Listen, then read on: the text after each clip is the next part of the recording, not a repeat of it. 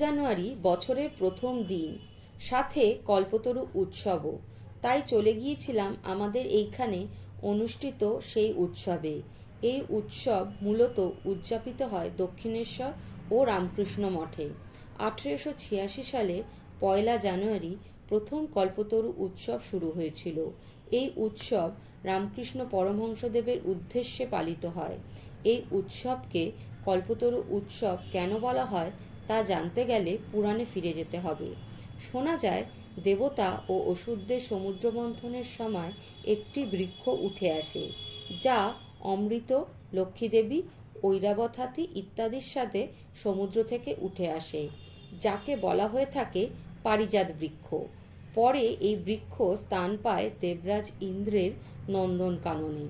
তারও পরে শ্রীকৃষ্ণের স্ত্রী সত্যভামার আবদারে শ্রীকৃষ্ণ পৃথিবীতে এই বৃক্ষকে নিয়ে আসেন এবং নাম হয় কল্পতরু, কারণ এই বৃক্ষর কাছে যাই চাওয়া হয় তাই পাওয়া যায়। এই উৎসব যখন শুরু হয়েছিল তখন শ্রী রামকৃষ্ণদেব নিজেই ক্যান্সার রোগে আক্রান্ত ছিলেন। একদিন ঠাকুর তার অনুগামী নাট্যকার গিরিশচন্দ্র ঘোষকে জিজ্ঞাসা করেন, তোমার কি মনে হয় আমি কে? তিনি বলেন তার বিশ্বাস রামকৃষ্ণদেব মানব কল্যাণের মর্তে অবতীর্ণ ঈশ্বরের অবতার। রামকৃষ্ণদেব এটা শুনে বলেন, আমি আর কি বলবো, তোমাদের চৈতন্য হোক।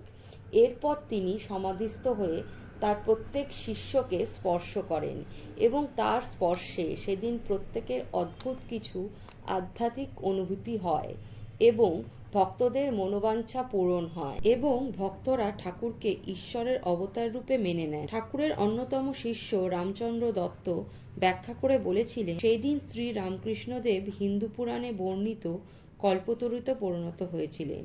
সেদিন থেকে এই উৎসবের শুরু। এই ভাবনা থেকেই নিজেকে আর কাছের মানুষদের মঙ্গল কামনায় ঠাকুরের কাছে যাওয়া, যাতে সারাটা বছর সুন্দর হোক।